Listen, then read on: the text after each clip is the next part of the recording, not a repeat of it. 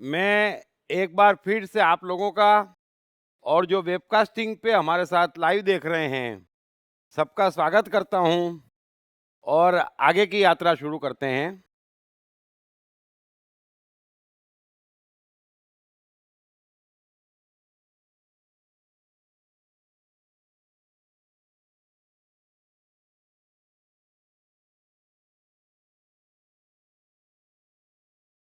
आगे कृष्ण कह रहे हैं, बहुत जन्मों के अंत के जन्म में तत्व ज्ञान को प्राप्त पुरुष सब कुछ वासुदेव ही है। इस प्रकार मुझको भजता है, वह महात्मा अत्यंत दुर्लभ है। अब इसमें दो तीन बातें समझना। कृष्ण कह रहे हैं कि सब जन्मों के अंत में इस पूरी बात का मतलब थोड़ा सा समझना कि जो व्यक्ति अपने प्रेम में ज्यादा से ज्यादा पढ़ना शुरू हो जाता है, वैसे मनुष्य को कायदे से और कहीं पर भी देखने, झांकने या हिलने की आवश्यकता नहीं होती। लेकिन ऐसा तो कमाल किया है कि उसको समझ में ही नहीं आ रहा कि भीतर सब कुछ है। भीतर ऐसा जादू है कि उसे किसी बात के लिए न तो पूछना है न जानना है, सब कुछ ऑटोमेटिक है। आपको कुछ भी होता, यदि आपको सरदर्द भी होता तो पहले पता आपको चलता। एक सीधा सादा विज्ञान क्यों नहीं समझते कि आप अपने ईश्वर हैं, बनने को तैयार नहीं है। फिर बाहर पूछते, देखना जरा मेरे सर में दर्द है क्या। यही कर रहे हैं। आप किस बात से खुश होंगे, किस बात से दुखी होंगे, क्या आपको पसंद है, क्या आपको खाना है, क्या आप बन सकते और कैसे आप बनेंगे, ये सब कुछ भीतर है। और भीतर से अपने आप सब कुछ होता चला जाता। और उस यात्रा में रत्ती भर आपको अपने से दुश्मनी नहीं करनी है। न तो आपको आपके आनंद मस्ती को सेक्रीफाइस करना है, न आपको अपने शांति और सुकून को सेक्रीफाइस करना है। एक हंसती गाती यात्रा है। जीवन ऐसा कटता कि पता ही नहीं चलता।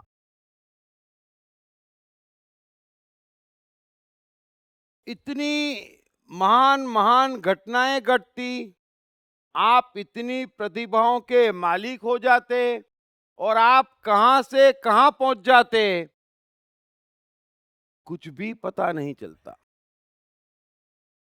सो कृष्ण कह रहे हैं कि जो लगातार अपने प्रेम में पड़ा है, जो अपनी सुरक्षा कर रहा है, अपने आनंद मस्ती शांति सुकून की कॉस्ट पर, कुछ भी पाना नहीं चाहता और कुछ भी खोने से डरता नहीं है। क्या लूट जाएगा? आनंद लूट गया, सब कुछ लूट जाएगा। चैन चला गया, सब कुछ चला गया। क्या खोलेंगे और क्या पालेंगे? जरा सोचना, जीते क्यों हैं? जीवन का मकसद क्या है? सो कृष्ण कह रहे हैं कि जो लगातार इस तरह अपने प्रेम में पड़ता है, वो पहले क्रिएटिव होता है, महान सफलता पाता है, अच्छा जीवन पाता है, और अनेक जन्मों के अंत में बढ़ते बढ़ते जब उसे ज्ञान हो जाता संपूर्ण, बिना संशय, बिना भ्रम के, कृष्ण कह रहे हैं कि सब कुछ वासुदेव ही है, सब कुछ। ऐसा ज्ञानी मिलना जरा दुर्लभ है, क्योंकि मैं नाम किसी का नहीं लूंगा, लेकिन बिना अपवाद, बिना भेद के आप जिनको भी ज्ञानी कहते, जिन्हें भी भगवान मानते और जो भी ज्ञान झाड़ते, वे एक ही बात करते, इतनों में वासुदेव है और इतनों में नहीं है ना। तो कृष्ण कह रहे हैं कि अंत तक आपके भीतर में, आपके अस्तित्व में ये बात समझ आए कि सब कुछ वासुदेव ही है। हा, जीने का मजा ही अलग हो जाता है। सब कुछ वो ही है, एक ही करता है, बस सब कुछ वासुदेव है। कृष्ण कह रहे हैं कि ऐसा भक्त दुर्लभ है। लेकिन आपके लिए बड़ा आसान है। आपको क्या करना, जीवन का सत्य समझें। इस पल आपके हाथ में एक कर्म है, उस कर्म में तो भीतर एक भाव है और बाहर शरीर की एक्टिविटी है। इतना सा रिक्वायर्ड है, और उस कर्म में आप जो कुछ भी वापरते करते, सब कुछ वासुदेव है। फिर करना न करना, मैं चोरी नहीं करता, अरे मैं इस समय लेक्चर दे रहा हूं, मुझे चोरी करने की जरूरत क्या है? तो क्यों ऐसी बातें ही क्यों करते? और फिर चोरी, अरे चोरी तो मनुष्य का स्वभाव है। कहां से चोरी से ऊपर उठेंगे? अरे एक टपकाई लार से किसी की मर्सिडीज भी देख ली ना, तो चोरी हो ही गई। चोरी उसकी मर्सिडीज उठा के घर पे नहीं लाए, इसलिए साहूकार नहीं हो जाता कोई, है ना। वो तो ताकत नहीं है, पुलिस है। सो ये बातें जरा समझना। धर्म गहरा है और बड़ा गहरा है, और ये ईमानदार है, ये ईमानदार है। अतः अपने अस्तित्व के साथ रहें, अपने से प्रेम करें। अपने से प्रेम करेंगे तो चोरी नहीं करेंगे। मेरे पास स्कूटर है, घुमा करे रोड पे BMW मर्सिडीज, मैं अपने से प्रेम करूंगा तो उनको देखकर लार नहीं टपकाऊंगा, क्योंकि लार टपकाते ही मैं दुखी हो जाऊंगा कि मेरे पास नहीं है। चोरी तब रुकती, और चोरी उसकी रुकती जो अपने से प्रेम करता है। सारी बातें समझ लेना। अतः जो अपने से प्रेम नहीं करता और जो यह नहीं समझता कि सब कुछ वासुदेव ही है, अगर मेरे पास स्कूटर है तो वो स्कूटर वासुदेव है, मेरे को उसी में बैठ के घूमना है ना। अब दूसरे की गाड़ी मेरे लिए वासुदेव कैसे हो सकती? नहीं हो सकती। ऐसे ही इस पल मुझे जो करना है वो करना है। अगर गुंडे आ जाए तो झूठ भी बोलना है, झगड़ा भी करना है, पुलिस को भी उनको पकड़वाना है ना, उनको पिटवाना भी है, सब कुछ वासुदेव है। सो जो कर्म सर पे आ जाए वो वासुदेव, जो चीज सामने है वो वासुदेव, और उतना ही जीवन है, उतना ही ज्ञान है, उतना ही आपके हाथ में है। लेकिन उसको छोड़कर हम चारों ओर देखते, सुनते, समझते, वो चोरी ही है।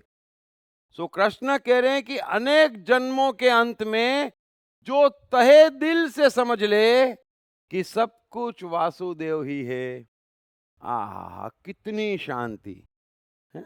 न किसी को गालियां देना, न किसी को एडवाइस देना, न किसी को जबरदस्ती करना, न अपने साथ जबरदस्ती करना, न पाने के लिए दौड़ना, कुछ भी नहीं। अगर सब कुछ वासुदेव है तो संतोष जो मेरे पास है, और बार बार कहते हैं संतोष सफलता की कुंजी है। मैं जैसा हूं, अगर समझ लूं कि मैं परफेक्ट हूं, क्योंकि मैं इस क्षण को अन्य कुछ नहीं हो सकता, इसलिए आप परफेक्ट हैं। बस ये समझ आ जाए तो हाथों हाथ परमात्मा है। जो कुछ आपके पास है उससे कम ज्यादा इस क्षण को कुछ नहीं हो सकता। तो संतोष कि सब कुछ वासुदेव है, तो पाना नहीं और खोना नहीं, कुछ बदलना नहीं, पूरा जीवन सेट हो जाएगा। अतः मेहरबानी कर अपने से प्रेम करो, वो मैजिक है। कृष्ण आश्वासन नहीं दे रहे हैं, लेकिन मैं आपको आश्वासन देता हूं। विज्ञान, हमारे जीवन का विज्ञान ये कहता है कि जो अपने से प्रेम करता है ना, उसकी तमाम इच्छाएं पूरी होती है, वो सब कुछ पा लेता है। लेकिन ये कहना भी मनुष्य को लोभ जगाता है ना? और लोभ के कारण अपने से प्रेम करेंगे तो कुछ नहीं पाएंगे। अरे हम अपने से प्रेम नहीं करेंगे तो करेंगे क्या? बस। और क्या करना चाहते आप? और कुछ नहीं करना है, सिर्फ अपने से प्रेम करेंगे, मन की सारी शक्तियां उजागर हो जाएगी। जीवन की गति जितनी फास्ट होती है, उतनी मन की शक्तियां जागती है, जीवन का नियम है। और इसीलिए हम देखते, स्टीव जॉब्स में क्या है? अपने अस्तित्व के मालिक हैं। एडिसन में क्या है? अपने अस्तित्व के मालिक है। जो अपने अस्तित्व के मालिक है, वे महान ज्ञानी हो जाते ऑटोमेटिक। उनके मन की शक्तियां जागती ऑटोमेटिक, सारी परिस्थितियां उनके अनुकूल बनती ऑटोमेटिक। एक दुनिया है परमात्मा की, जहां प्रेम ही प्रेम है, मस्ती ही मस्ती है, शांति ही शांति है, कुछ लूटता नहीं। इतना घूमती पृथ्वी, इतना बोझ उठा के इतनी बड़ी पृथ्वी घूमती, तो क्या उसकी रातों की नींद हराम हो जाती? नहीं होती। ऐसा ही हमारा जीवन है। कितना ही बोझ उठा ले, कितने ही महान कार्य करना हो, कुछ भी पाना हो, कुछ भी कष्ट उठाने की जरूरत नहीं, सब ऑटोमेटिक है। अतः अपने से प्रेम और सब कुछ वासुदेव, ये हमेशा ध्यान रखना। ये प्याज में नहीं, ये लहसुन में नहीं, ये इस कर्म में नहीं और इस कर्म में है, बस यहीं आकर सारी गड़बड़ हो रही है।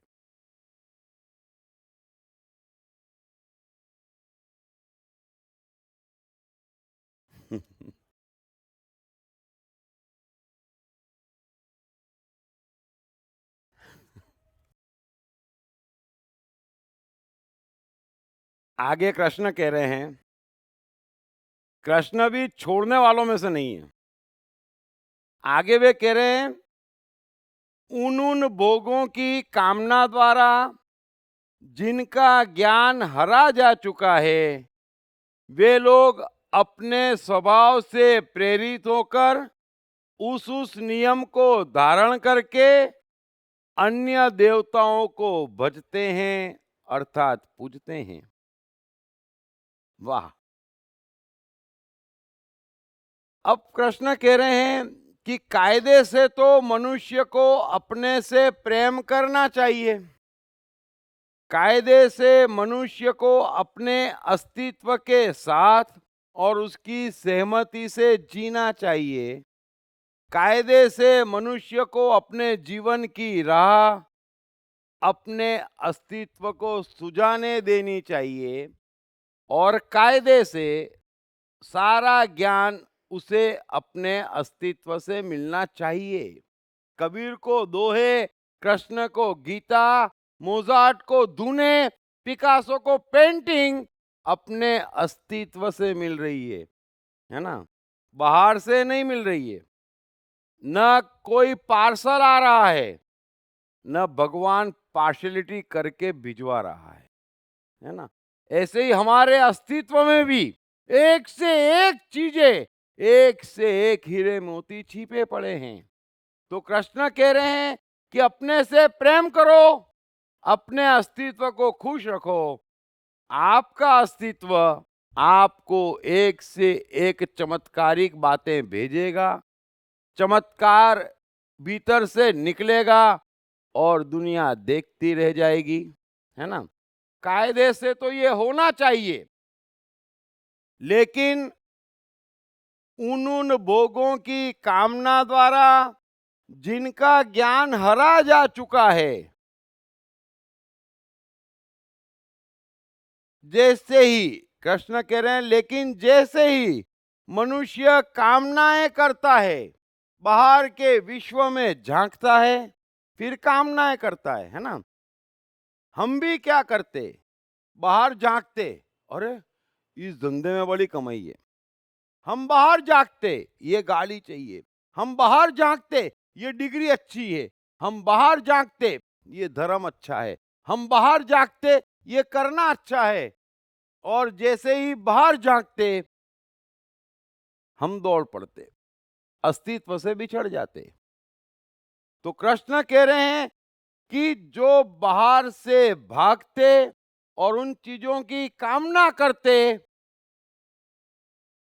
जिनका ज्ञान हरा जा चुका है, जो अपने अस्तित्व से ज्ञान लेने की बजाय बाहर से ज्ञान लेने में पड़े हैं, जो अपने अस्तित्व से सुख लेने की जगह सुख बाहर खोज रहे हैं, अरे जो परमात्मा तक अपने अस्तित्व की जगह बाहर खोज रहे हैं। कृष्ण कह रहे हैं कि जिनका ज्ञान हरा जा चुका है, जिनका ज्ञान खत्म हो गया है, वे ऐसे सकामी लोग अपने अपने स्वभाव से प्रेरित होकर अन्य देवताओं का पूजन करते हैं, है ना। वे अपने अस्तित्व को नहीं पूजते, जिसमें पूरा का पूरा विश्व है। आपका पूरा विश्व आपके भीतर है और उस विश्व का आपके अलावा कोई मालिक नहीं है। कृष्ण कह रहे हैं वो उसको नहीं पूजते, वो उसकी रक्षा नहीं करते, उसकी चिंता नहीं करते, वहां से ज्ञान नहीं लेते, अपने अस्तित्व को सुकून और शांति नहीं देते। और जैसी जैसी कामनाएं जागती, वैसी वैसी साइकोलॉजी अनुसार, स्वभाव अनुसार अन्य देवताओं को पूजते हैं। अन्य देवता में सब आ गए, चाहे कोई भी हो। अगर आप कृष्ण को पूजते हैं तो भी वे अन्य देवताओं में आ गए, है ना। यदि आप बॉस को पूजते हैं तो भी वे अन्य देवताओं में आ गए। यदि आप पिताजी के भरोसे हैं तो भी वे अन्य देवता में आ गए। और आप सोमवार और रोजे के भरोसे हैं तो भी वे अन्य देवता में आ गए।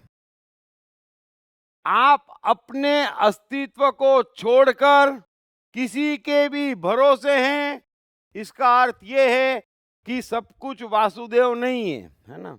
जो कुछ आपके पास है या जैसे भी आप हैं उससे आप संतुष्ट नहीं हैं और कुछ बदलना चाहते हैं और दौड़ पड़े हैं।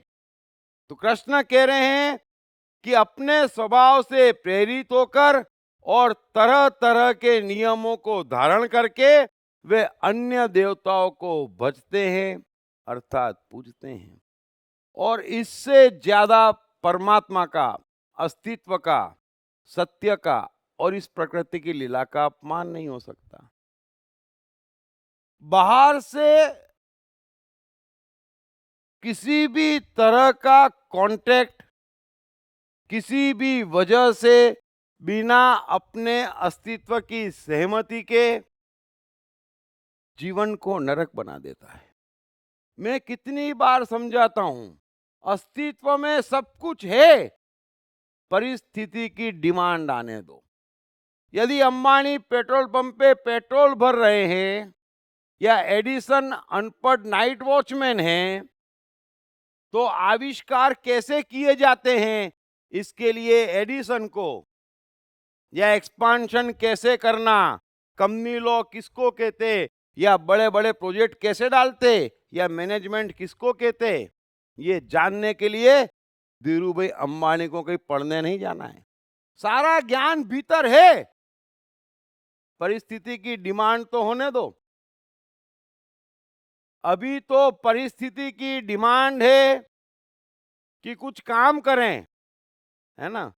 घर में कष्ट है, कुछ मेहनत करें, नौकरी करें, है ना, और घर में सहायता करें, लेकिन फिर भी एमबीए करने पहुंच जाते, घर के कष्ट और बढ़ जाते फीस भरने में, है ना। अब क्या मैनेज करना चाहते हैं, खुद को मैनेज नहीं कर पा रहे, घर मैनेज नहीं हो रहा, और उससे क्या मैनेजमेंट सीख जाएंगे। जरा समझना, वक्त की डिमांड पे, परिस्थिति की मांग पे इतनी स्पीड से आप सीखते, और जो सीखने जैसा वो सीखे सिखाए हैं। भीतर शक्ति का ऐसा खजाना है कि अकेले हाथों बिना हथियार उठाए कृष्ण ने महाभारत जितवा दी।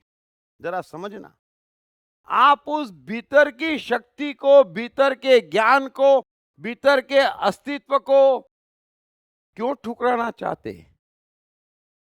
सिर्फ कामनाओं की वजह से, अतृप्ति की वजह से, बाहरी आकर्षणों की वजह से, और डमरू बजा बजा के धर्म गुरु भी चिल्लाते, समाज भी चिल्लाता, व्यवसायी भी चिल्लाते, ये एजुकेशन वाले भी चिल्लाते, दौड़ो दौड़ो दौड़ो नहीं तो मर जाओगे। अरे युगों से दौड़ रहा है मनुष्य, कुछ पा नहीं रहा है। और जिसने पाया भीतर से पाया, जिसने पाया अपने से प्रेम करके पाया, जिसने पाया अपने को पूछ कर पाया। तो कृष्ण कह रहे हैं कि अपने को छोड़ अन्य देवताओं को पूजने वाले ये सकामी भक्त तरह तरह के नियम पालते। सबको मालूम है ना, 7 सोमवार ना 27 सोमवार ना चातुर्मास ना क्या का क्या नहीं करते, दुनिया हिला के रख देते हैं।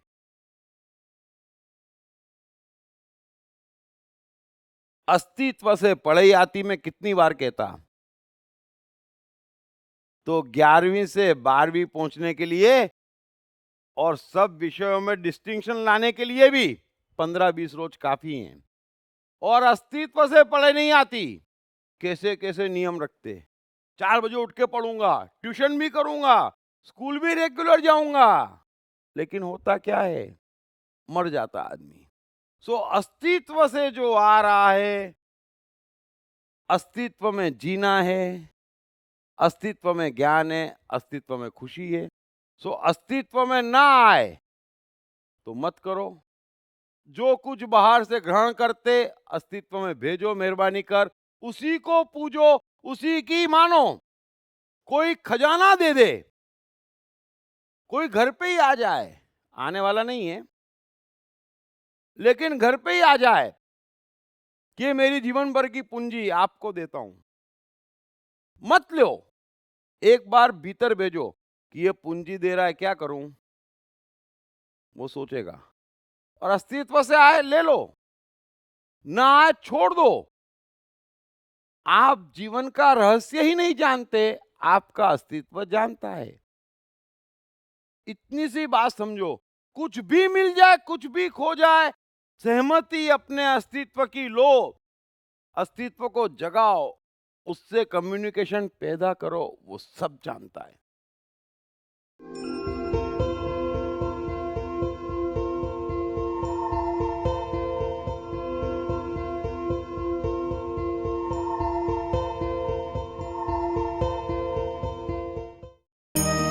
कृष्णा मन और जीवन के मास्टर। कृष्णा एक प्रेमी, एक कलाकार, एक गुरु, एक राजनेता, एक व्यवसायी। कृष्णा शून्य से सृजन करने का एक श्रेष्ठ उदाहरण। कृष्णा जो कठिनतम परिस्थितियों में भी हंसते हुए जीने की कला सिखाते हैं। कृष्णा जिन्होंने जीवन का हर युद्ध जीता। दीप त्रिवेदी द्वारा लिखित किताब मैं कृष्ण हूँ।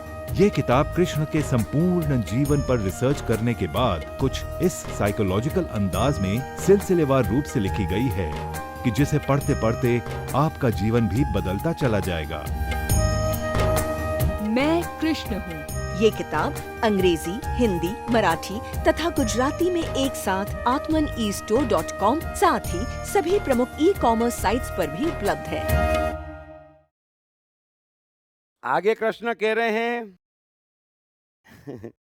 कि ऐसे जो जो सकाम भक्त जिस जिस देवताओं के स्वरूप को श्रद्धा से पूजना चाहता है, उस भक्त की श्रद्धा को मैं उसी देवता के प्रति स्थिर करता हूं। ब्यूटीफुल। कृष्ण एक बार फिर से मन का गजब का नियम बता रहे हैं। एक ऐसी सपनों की दुनिया में मनुष्य खो गया है कि वो अपने अस्तित्व को ही नहीं जानता। जैसे ही कोई सोचता है ना कि मैं अंबे के प्रेम में पड़ गई और मैं अंबे माँ की भगत हूं, है ना, आप गौर करना, अब वो अन्य देवता है। कृष्ण कह रहे कोई बात नहीं, वो ऐसा सोचते मैं सहयोग करता, है ना। परमात्मा का काम है सहयोग करना। कृष्ण कह रहे मैं उसकी श्रद्धा उस देवता के प्रति स्थिर कर देता हूं। फिर क्या होता, अगर और जोर से अंबे अंबे कोई करता तो उसको नवरात्रि में माता आ जाती। कई लोग ऐसे होते हैं, मेरी तो आज भगवान से बात हुई, या भगवान को और कोई काम नहीं था, हो जाती। अरे ऐसा कमाल का हमारा ये सिस्टम है कि हम उसमें डिस्टर्ब करते और बाहर से अट्रैक्ट होते, तो धीरे धीरे हमको ऐसा लगता कि हकीकत है, होती नहीं। दो बात में फर्क समझना है ना। अभी आप 3-4 साल कुत्ते को पाल लें तो आपको कुत्ते से प्रेम हो जाएगा, है ना। आपकी श्रद्धा कुत्ते के प्रति वो मजबूत कर देगा। आप गाड़ी रख लें, अगर कोई गाड़ी 10 साल रखी है, आपको गाड़ी से प्रेम हो जाएगा। तो देवताओं की यानी कोई भी अन्य चीज साथ में रहते रहते कृष्ण कह रहे हैं कि आप चाहते मैं सप्लाई करता, आपकी श्रद्धा को मजबूत कर देता, एक हरा चश्मा पहना देता, फिर सूखी घास खाए रखते और लगता सब हरा हरा है। तो कृष्ण कह रहे हैं कि ये भी मेरा काम है, हरा चश्मा पहना देना, है ना। अब हर किसी ने पहन रखा है और फिर सोचते भी अच्छा 2 मिनट सांत्वना भी मिलती, है ना। वो ताजी ताजी 100 रुपए की अंगूठी लाते ना, सब ठीक हो जाएगा, तो 2 मिनट ऐसा लगता है अब सब ठीक हो जाएगा। अच्छा न लगे तो 100 रुपए क्यों दिए, थोड़ा सा अपने ईगो का भी सवाल होता है, तो 2 मिनट लगता है सब ठीक हो जाएगा, समझ लेना। क्योंकि आपकी श्रद्धा वो मजबूत करता है, आंख नहीं खोलता, ज्ञान नहीं मिलता। अन्य देवताओं को पूजने से ज्ञान नहीं मिलता, एक हरा चश्मा मिल जाता है बस। और हम ही सोचते अपनी दुनिया में अच्छा इतना सब हो गया, आपका विश्वास है, अरे आपकी तो बातचीत भी हो रही है भगवान से, तो फिर जीवन में कुछ आ क्यों नहीं रहा है। पैसे की तकलीफ है, स्वास्थ्य खराब है, घर वाले परेशान कर रहे हैं, क्या बात है। भगवान से बातचीत करी ना तो पूछा क्यों नहीं। अरे अंबे आ गई थी, शक्ति की देवी है, फिर सुबह आईसीयू में क्यों भर्ती हो गए।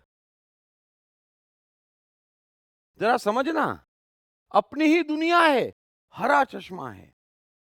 तो जो जो सकाम भक्त जिस जिस देवता के स्वरूप को श्रद्धा से पूजना चाहता है, कृष्ण कह रहे हैं उस भक्त की श्रद्धा को मैं उसी देवता के प्रति स्थिर कर देता हूं। आप बढ़ाते जाइए, वो बढ़ाते जाएगा। बढ़ते बढ़ते लोग पानी भी ज्योतिष से पूछ के पीने लगते हैं ना।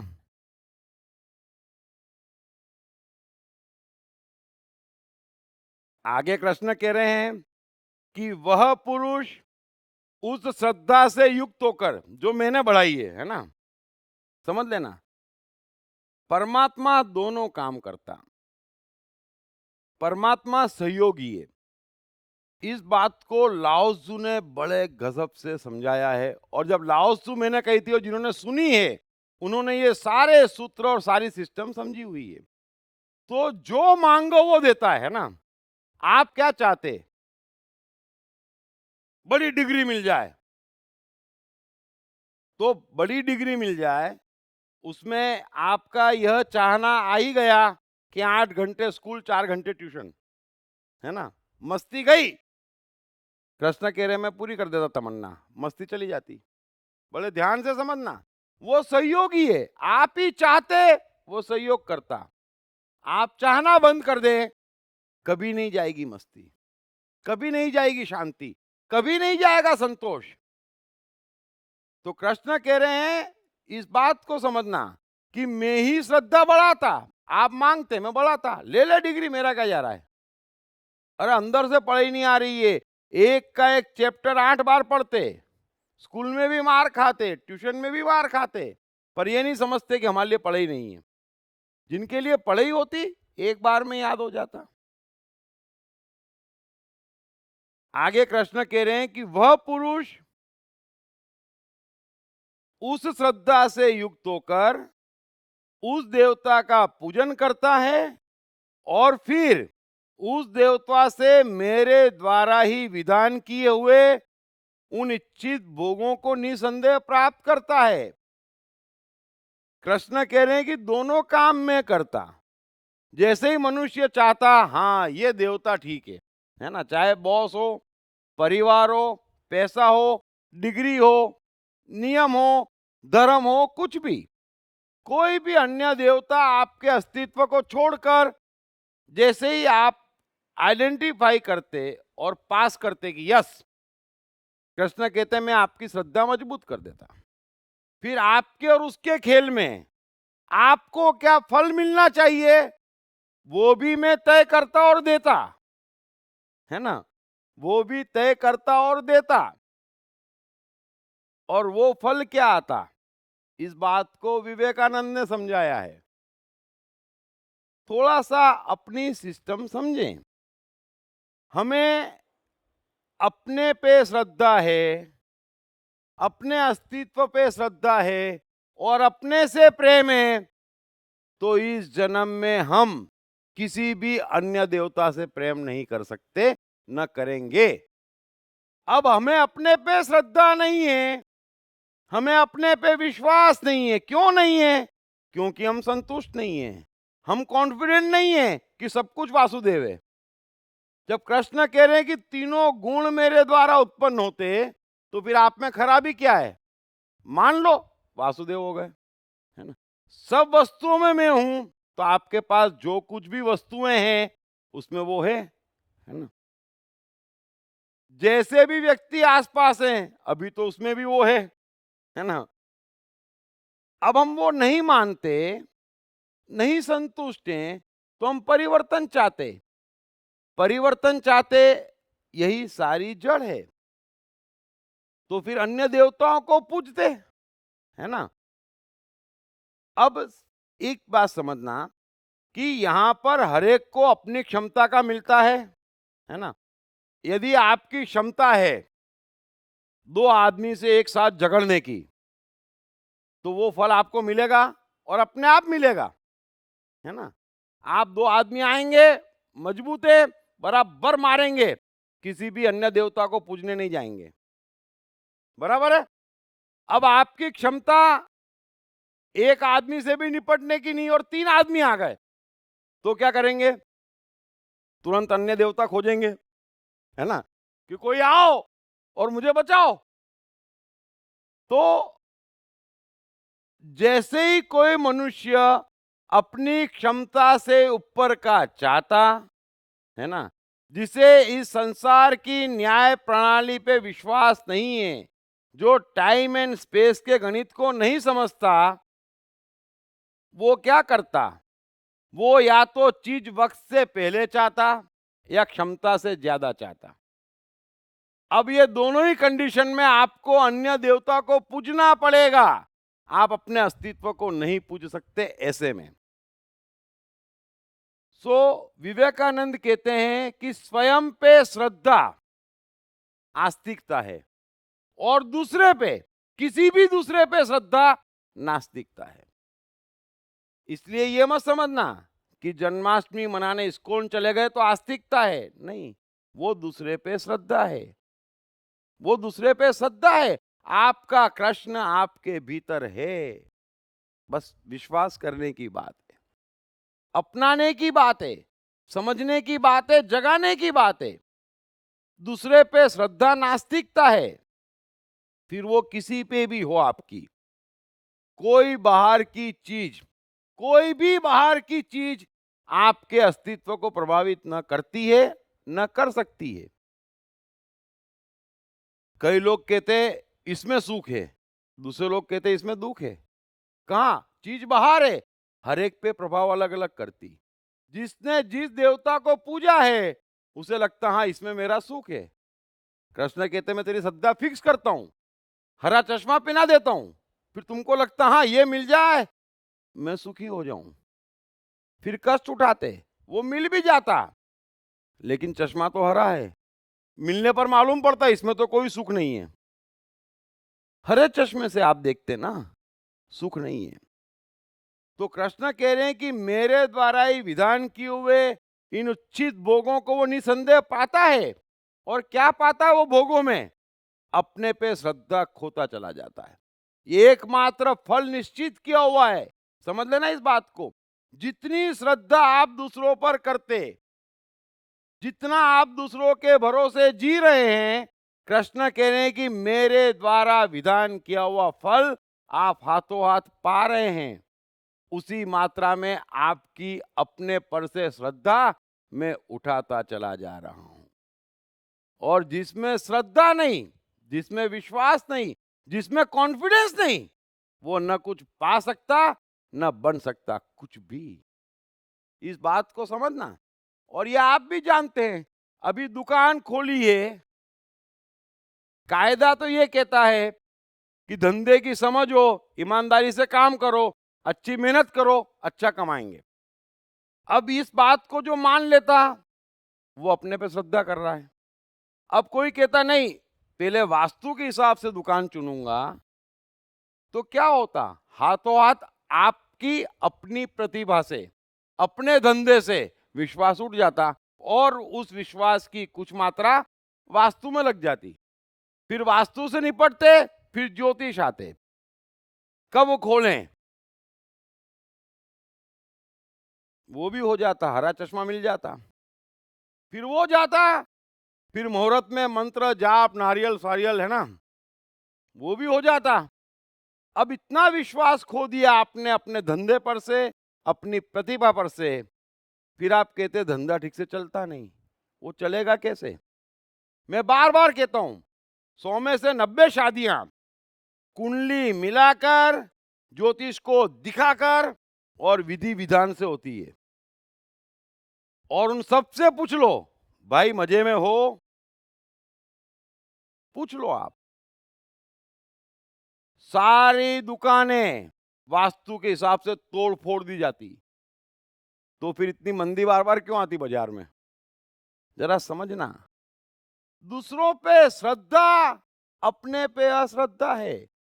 श्रद्धा 100 है, अपने पे रखनी चाहिए। जितनी आपने बाहर बांट रखी है उतनी आप में अपने प्रति ऑटोमेटिक कम हो जाती। कृष्ण कह रहे ये मेरा नियम है और आप सभी इस नियम को समझ लेना, समझ लेना इस बात को। सबसे ज्यादा कष्ट और बर्बादी मनुष्य की इसमें हो रही है कि वो अपने अस्तित्व पे विश्वास ही नहीं कर पा रहा है, वो ये समझ ही नहीं पा रहा है। टाइम एंड स्पेस के गणित को वो कुछ भी नहीं समझ पा रहा है। बाहर श्रद्धा करी, अपने में से घटी, और जैसे ही आप में से कॉन्फिडेंस गया सारा काम गड़बड़। अतः कृष्ण आगे और स्पष्टता पूर्वक कह रहे हैं, कृष्ण कह रहे हैं कि हे अर्जुन, परंतु उन अल्प बुद्धि वालों का, एक तो कृष्ण की शब्दावली पे मैं खुश हूं, है ना। तो ये जो दूसरे देवताओं पे भरोसा करके जीते हैं, कृष्ण कह रहे हैं कि उन अल्प बुद्धि वालों का वह फल नाशवान है, तथा वे देवताओं को पूजने वाले देवताओं को प्राप्त होते हैं।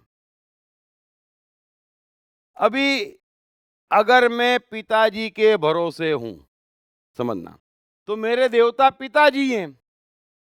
अब जब तक वो पैसा दे रहे हैं ठीक है, जिस रोज देवता रूठ गए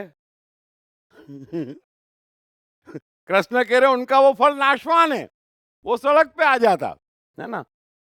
एडिसन, स्टीव जॉब्स खुद कमाते थे, खुद स्कूल की फीस भरते थे, खुद प्रयोग के लिए सामान खरीदते थे। जब देवता अपने वो थे तो फल का नाश होना असंभव है। इस बात को समझना। फिर हरा चश्मा पहन लिया और सोच लिया, लेकिन देवता कौन है? बोले वास्तु। गए काम से। तो कृष्ण कह रहे हैं कि उन अल्पबुद्धि वालों का वह फल नाशवान है, तथा ये देवताओं को पूजने वाले देवताओं को प्राप्त होते हैं। दोनों हरे चश्मे पहने हुए हैं, एक दूसरे से भलते ही खुश हैं, परिणाम कुछ नहीं आ रहा है। मांगने वाला दीवाना और उनके देवता भी दीवाने। आज तक किसी देवता ने किसी को कुछ दिया, और दिया होता तो ये धरती देवताओं से भरी पड़ी है, और ऐसे ऐसे श्रद्धालु हैं क्या का क्या नहीं कर डालते, जमीन आसमान हिला रहे हैं। मिलता क्या है? हरा चश्मा पहन के पूजा करते, और वहां चश्मे की दुकान वहां खोल रखी देवताओं ने। दोनों हरे चश्मे पहन के चल रहा है, सूखी घास आ जा रही है, और अच्छी घास एडिसन खा जाते है ना, अंबानी खा जाते, क्योंकि चश्मा नहीं पहना है तो दिख जाती कौन सी सूखी कौन सी हरी, बस। तो ये आपके अस्तित्व का कमाल है। वो हरी घास और सूखी घास का फर्क जानता। चश्मा मत पहनना। अन्य देवता, कमाल हो गया।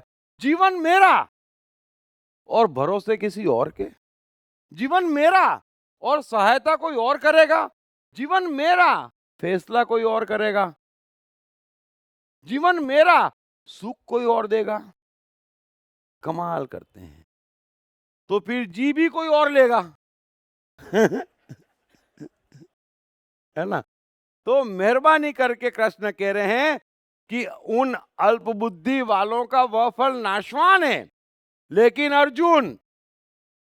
अर्जुन मेरे भक्त जो अपने अस्तित्व को पूजते, जो अपने अस्तित्व से प्रेम करते, चाहे जैसे हैं, है ना, चाहे जैसे हैं, सब वासुदेव हैं। सवाल प्रेम करते हैं कि नहीं करते हैं। अरे यहां पर कोई एक जैसा नहीं है। अभी क्राइस्ट कृष्ण जैसे नहीं है, कृष्ण बुद्ध जैसे नहीं है, बुद्ध कबीर जैसे नहीं है। तो जो जैसे हैं उनमें एक ही बात है कि वे अपने से प्यार करते हैं। अतः आप ये मत सोचो हम बुद्ध नहीं है कैसे प्यार करें अपने से। अपने से प्यार करो, बुद्ध हो जाओगे। अपने से प्यार करो। तो कृष्ण कह रहे हैं कि मेरे भक्त चाहे जैसे भजें, चाहे जैसे भजें, चाहे जो करे, चाहे जैसे जिए, वे अंत में मुझे ही प्राप्त होते हैं। वे परम प्रसन्नता को प्राप्त होते हैं, परम सफलता को प्राप्त होते हैं।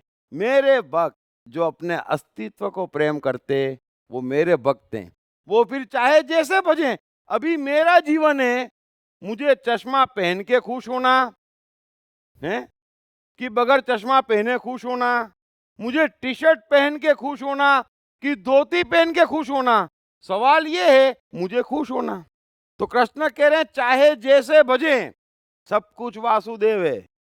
फिर ये जो सुबह शाम भोंगे लगा के चिल्लाते ना, ये पापी हैं, ये ऐसा करते। महाराज आप चिल्लाने में बड़ा कष्ट उठा रहे हैं, बड़ा दुख पाल रहे हैं, और जिनको चिल्ला रहे हैं वो मस्ती में है ना। सब मस्ती में। देखो ये जिनको गाली देते कि ये पाप, ये दुष्ट, ये नरक में सड़ेंगे, और आप गौर करना वही मस्त हैं। और आप खोजना आपकी भी मस्ती उन्हीं चीजों में छिपी है। तो कृष्ण कह रहे मेरा भक्त चाहे जैसे बजे। अरे कोई मैंने कार्य किया, मैं आनंद से भर गया, मैंने कुछ पाया और मुझे संतोष मिला, फिर ये डिसाइड करने वाले कौन? ये पाप है। कृष्ण कह रहे हैं सब कुछ वासुदेव है। मेरे भक्त चाहे जैसे बजे, इस शब्द को बार बार समझ लेना। वे मुझे ही बसते हैं, मुझे ही पाते हैं। अरे पा तो लिया, मैंने पा तो लिया, मुझे जो करने में मजा आया मैंने कर लिया, तो मजा आया। कृष्ण पा तो लिया मैंने, और कौन सा कृष्ण इस संसार में? और कोई कृष्ण नहीं है। सो कृष्ण कह रहे हैं कि मेरे भक्त चाहे जैसे भजें, अंत में मुझे ही प्राप्त होते हैं।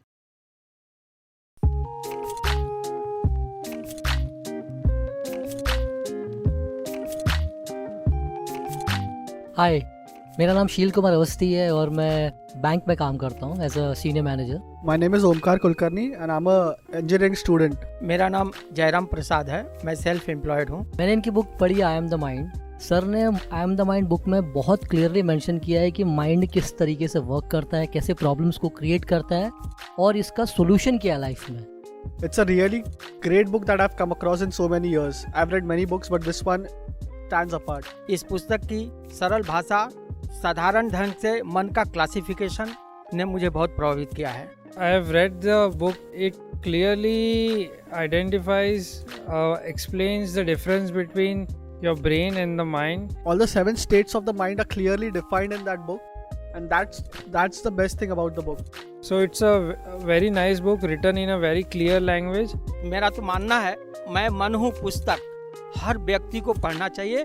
ये जिंदगी को आसान बनाने का सरलतम तरीका है। अगर ये आई एम द माइंड एक बार समझ में आ गई, it is going to make the magic in the life.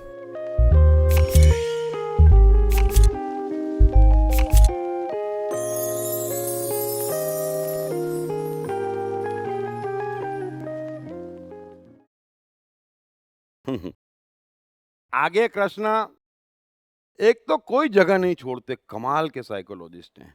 क्या चेतना है, ऑन द स्पॉट गीता कह रहे हैं, सलंग कह रहे हैं, लेकिन एक श्लोक के बाद दूसरा श्लोक जो फॉलो होना चाहिए वो परफेक्ट फॉलो होता। और मेरा कागज उधर चला गया तो ध्यान में आ गया कि ये कंटिन्यूटी नहीं बैठी। तो मैंने उनको बोला गीता देखे कुछ गड़बड़ लग रही है, क्योंकि कृष्ण से तो चूक हो नहीं सकती।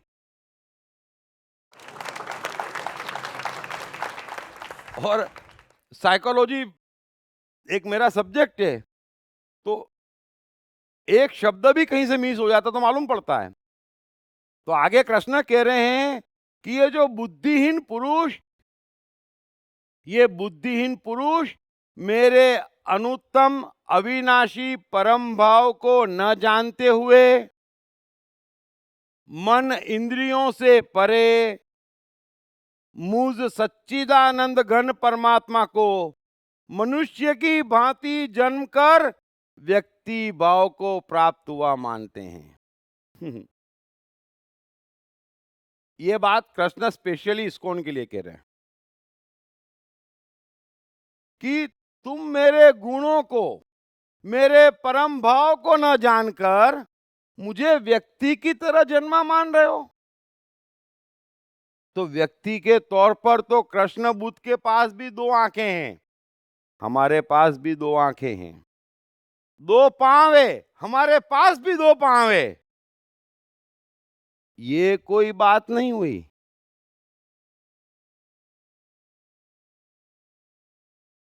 अतः कृष्ण अर्जुन से यही बात कह रहे हैं कि अर्जुन तू मेरी बात इसलिए नहीं सुन रहा है कि मैं जब जब वासुदेव कहता हूं तो तुझे लगता है ये वृंदावन वाला वासुदेव।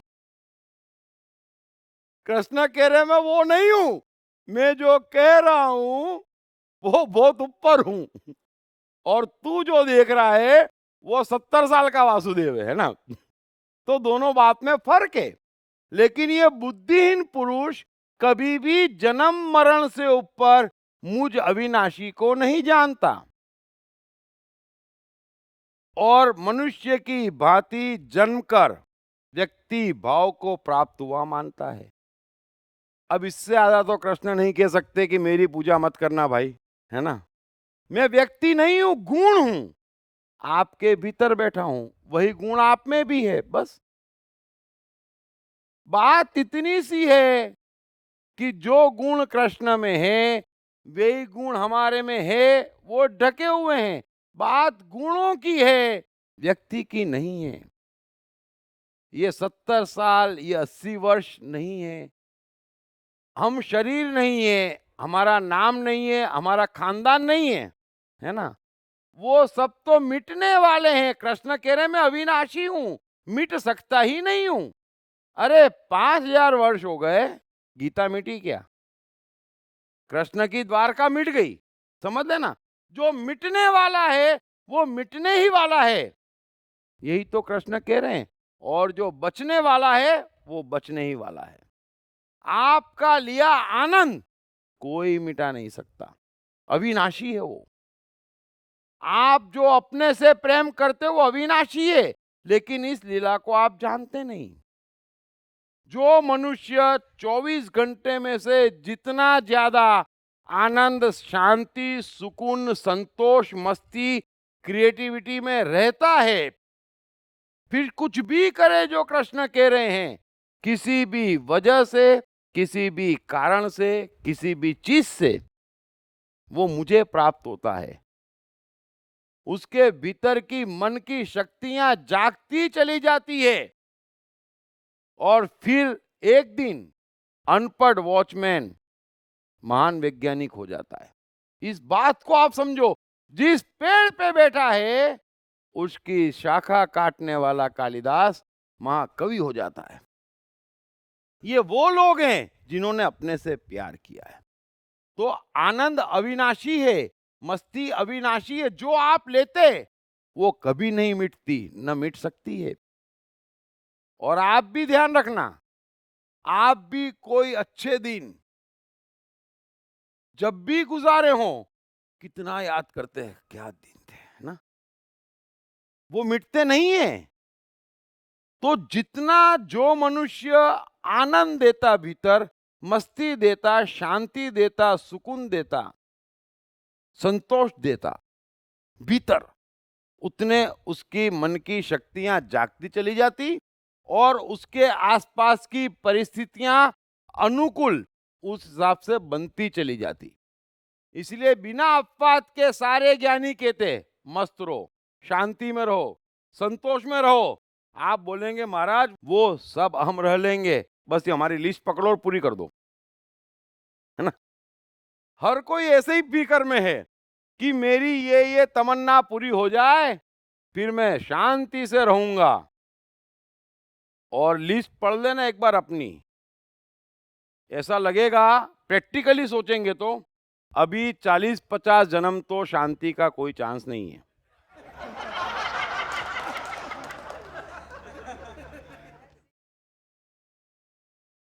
है ना। वो बच्चे बड़े हो जाएंगे, लो 25 साल तो ऐसे निकल गए, फिर सेटल हो जाएंगे। अरे सेटल ही है, हमको सेटल होना है, बच्चे सेटल हो ना हो क्या फर्क पड़ गया। बच्चों का अपना जीवन है, हम ये बात नहीं समझते। हमारा अपना जीवन है, दूसरे का अपना जीवन है। हम अपने से प्रेम करने को बंधे हैं। बच्चा सेटल हो जाए खुशी की बात है ना, कमाए देवे और खुशी की बात है, लेकिन सेटल न हो, न कमाए तो घर में 2 दरवाजे होते है ना। आप कह सकते गलती हुई, हो जाती है। लेकिन आप अपने से प्रेम करना मत छोड़ें, आप अपने से प्रेम करना मत छोड़ें। बस मैं यही कह रहा हूं। इतनी लिस्ट लंबी बना रखी है दुखों की कि ये हो जाए, ये हो जाए, ये हो जाए। फिर कृष्ण कह रहे हैं ऐसे लोग ही तरह तरह के नियम पालते हैं ना। प्रभु ये कर दे, 100 रुपए का दूध चढ़ाऊंगा। अच्छा प्रभु कौन है? बोले दुनिया का मालिक है। और दुनिया के मालिक को तुम 100 रुपए के दूध की रिश्वत में पटा रहे हो।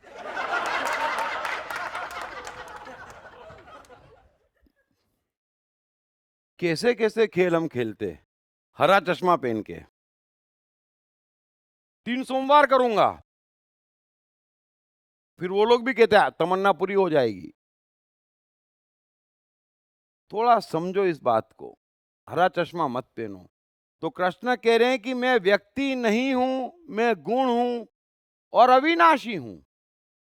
बस हमारा आनंद भीतर गया नहीं कि आपके मन की शक्तियां जागी नहीं। ये एडिसन, ये स्टीव जॉब्स, ये बिल गेट्स, या आप जो भी गिनते, कृष्ण का भी बचपन देख लें, अपनी मस्ती में जिए हैं, इस मुकाम पे पहुंच गए। अपनी मस्ती में अपने अस्तित्व के साथ जिएंगे, सब कुछ बाहर बदल जाएगा, भीतर भी सब कुछ बदल जाएगा। अभी आप 20 साल पढ़ के छोटी डिग्री के लिए भगते, भीतर शांति दो, सुकून दो, मस्ती दो, और आप देखो एक एक मिनट में उससे महान डिग्रियां आप पाते चले जाएंगे। ये जीवन का जादू है, सब कुछ भीतर है। फिर हम पूछते हम सफलता कैसे पाएं, तो कभी पंडित मौलवी पादरी को पैसा दे आते, कभी एजुकेशन में दे आते, कभी डिग्री में दे आते, कभी कोई कोर्स में दे आते। कहां कहां दे आते, मिलता क्या? जो थोड़ा बहुत कमाते वो भी चला जाता। अपने को दो, अपने से प्यार करो, अपने भक्त बनो, सब कुछ मिल जाएगा। सो आगे कृष्ण कह रहे हैं कि अपनी योग माया से छिपा हुआ मैं सबके प्रत्यक्ष नहीं होता, इसलिए यह अज्ञानी जन समुदाय मुझ जन्म रहित अविनाशी परमेश्वर को नहीं जानता, अर्थात मुझको जन्मने मरने वाला समझता है। कृष्ण कौन है? कृष्ण आनंद है, कृष्ण मस्ती है, कृष्ण शांति है, कृष्ण सुकून है, कृष्ण रास है, कृष्ण 56 भोग है। इस बात को समझना। जिस कृष्ण को आप जानते, वो तो 5000 वर्ष पहले कृष्ण कह रहे हैं कि एक बार पैदा हुआ था, है ना, और कुछ ऐसा चमत्कार हुआ कि मुझे आज तक परेशान किया जा रहा है, आज भी नहलाया जा रहा है। मेरी इच्छा हो न हो।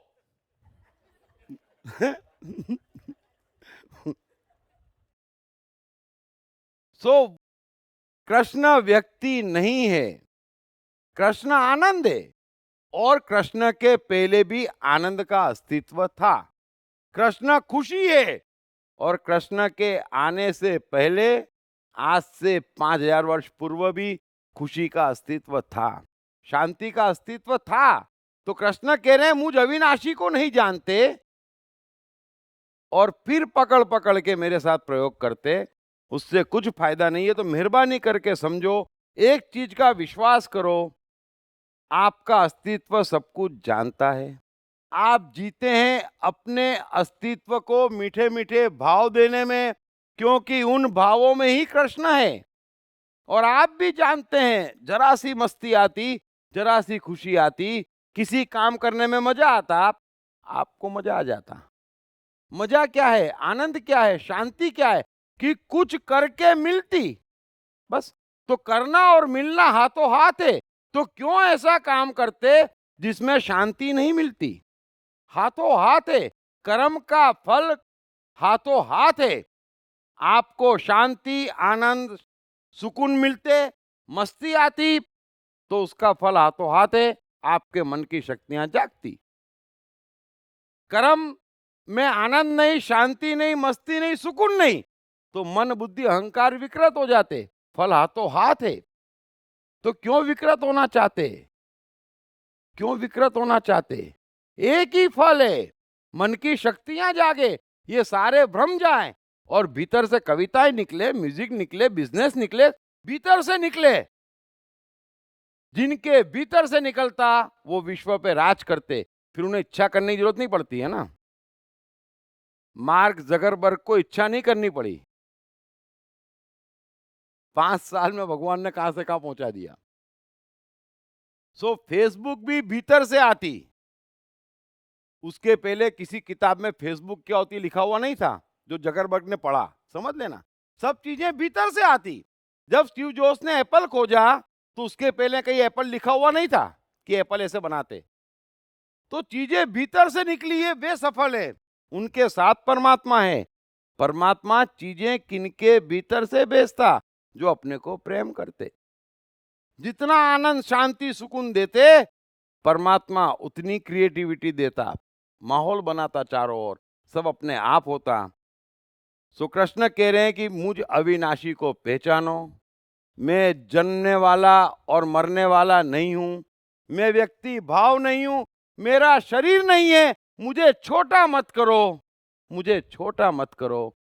मैं भी सबसे रिक्वेस्ट करता हूं, कृष्ण को तो कम से कम छोटा मत ही करो, क्योंकि वो बहुत ऊपर है, हमारे भीतर है और कहीं नहीं है। और फिर आजकल तो 5000 वर्ष बाद नई नई राधे माँ भी आ जाती। और ऐसी राधे माओं को देख के कृष्ण बिल्कुल आने का इरादा त्याग देते कि मेरी राधे कितनी अच्छी थी और ये क्या हो गया 5000 वर्ष में है।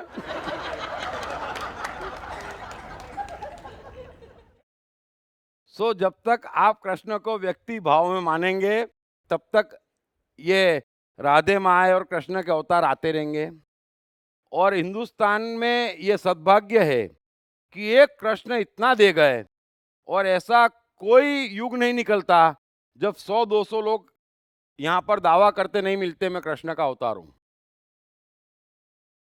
सो कृष्ण व्यक्ति नहीं है, गुण है।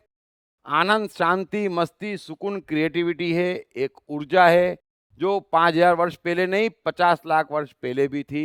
इसलिए व्यक्ति भाव को जन्म मत माने, अपने से प्रेम करें, सब ठीक हो जाएगा। एकमात्र कृष्ण का भजन है, बाकी कोई भजन नहीं है। सो अब यहाँ पर बहुत लोग बाकी हैं, तो सवाल जवाब ले लेता हूं मैं। Thank you very much.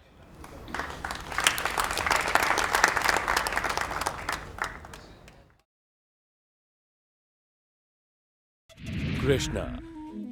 Krishna का बचपन कैसा गुजरा? कृष्ण राधा का प्यार क्या था? कृष्ण ने कितने विवाह किए?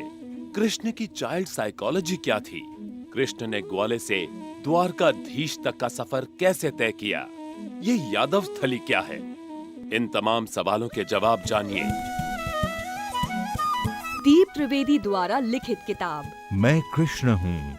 ये किताब कृष्ण के संपूर्ण जीवन पर रिसर्च करने के बाद दीप त्रिवेदी द्वारा कुछ इस साइकोलॉजिकल अंदाज में सिलसिलेवार रूप से लिखी गई है कि जिसे पढ़ते पढ़ते आपका जीवन भी बदलता चला जाएगा।